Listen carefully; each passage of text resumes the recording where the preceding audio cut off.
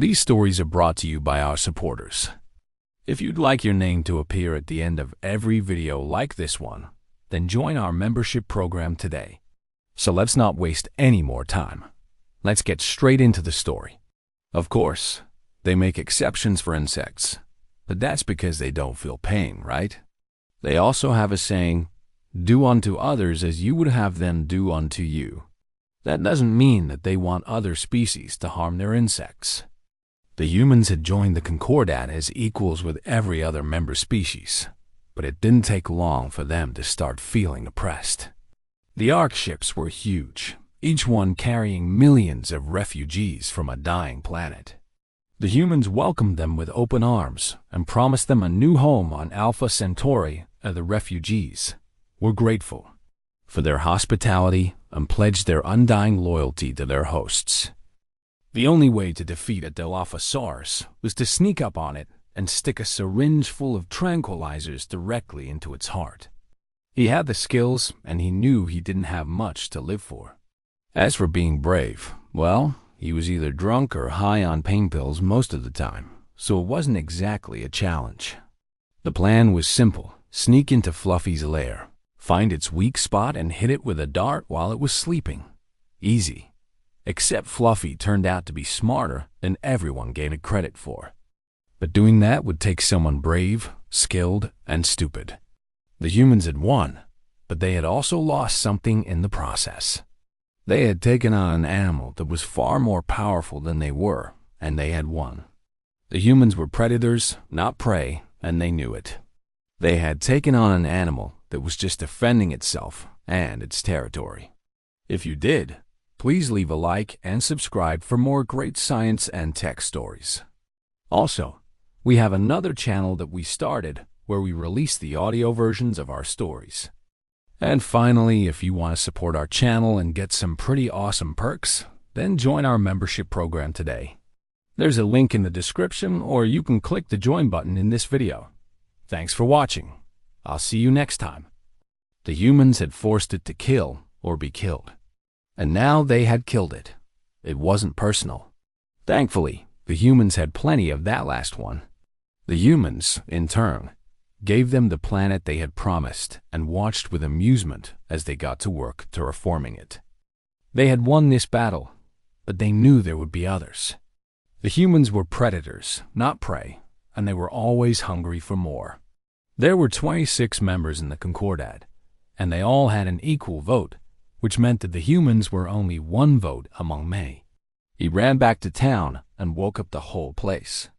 They tried again, this time with more people and more tranquilizers. But Fluffy was ready for them, and it took them by surprise, nearly killing Jake in the process. The creature was enormous, covered in razor-sharp plates and armed with wicked-looking claws. They would have to lure Fluffy out of its lair and hit it with a high-powered laser rifle. And not just any bait. But to do that, they needed bait. The humans blasted it with laser fire, but it kept coming. The Gorgon was knocked out of the fight, and Fluffy charged the humans, roaring with rage. The battle was fierce, but the humans held their ground. In the end, Fluffy was killed, and the humans celebrated their victory. It had to be something big. Something that Fluffy wouldn't be able to resist. Something like another Dilophosaurus. One of the refugees had gone missing, and searchers soon found his mangled remains near the edge of town. A Gorgon was smaller than a Dilophosaurus, but it was still huge, almost 7 feet tall and over 2 tons. Its skin was covered in bony plates, and it had a pair of horns on its head that could easily gore a human in half.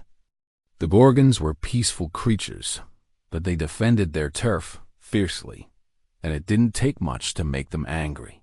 The locals had nicknamed the creature Fluffy, partly because it looked like a big cat, and partly because its roar sounded like a woman screaming. And Fluffy was big, over 7 feet tall at the shoulder and almost 30 feet long. It weighed more than 2 tons and was strong enough to rip apart a spacesuit with its bare hands. Its jaws were filled with rows of needle-like teeth, and its eyes burned with an intelligence that sent chills down human spines. The humans had never seen anything like it. They didn't need to. The Ark fleet had brought a Dilophosaurus with them. Every species that joined it had one vote, no matter how small.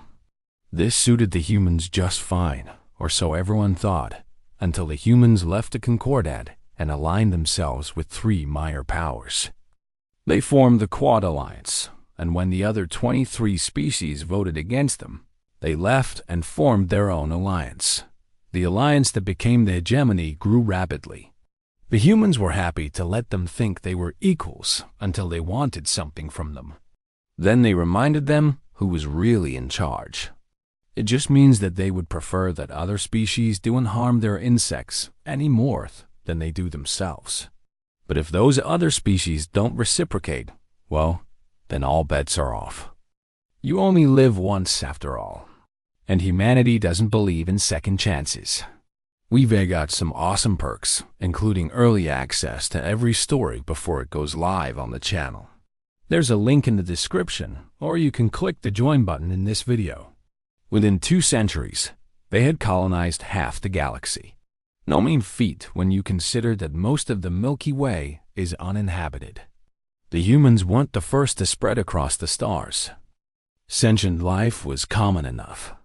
Most planets had at least one species capable of interstellar flight, but none of them had come close to matching human expansion. This is our channel, and today we bring you Earth breeds predators, not prey from the archives.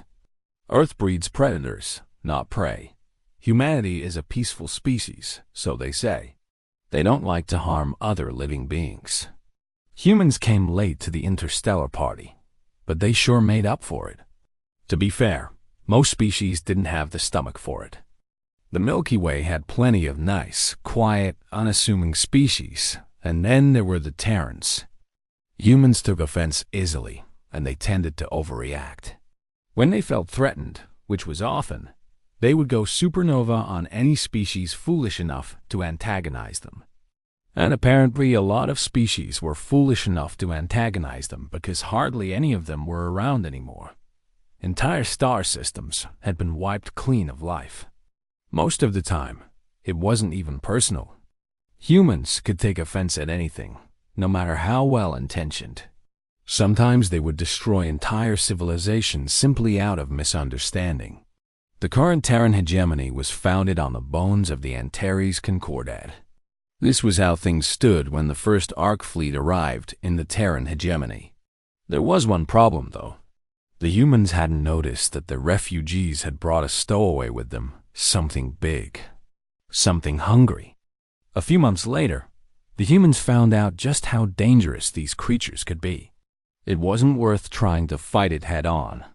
The local militia tried that and ended up losing 5 men and a hovercraft. A young man named Jake volunteered for the job. Jake found its lair, waited in the bush for hours, and then watched it sleepwalk past him without waking up at all. There was only one thing left to do. They didn't have another Dilophosaurus, but they did have a Gorgon. The humans lured Fluffy out of its lair with the Gorgon, and it fell for the trap. But they couldn't help but feel uneasy about it. The humans knew that they should feel bad about what they had done, but they couldn't help but feel a sense of pride. As the celebrations died down, the humans started to think about what they would do next. End scene. So I hope you enjoyed this episode.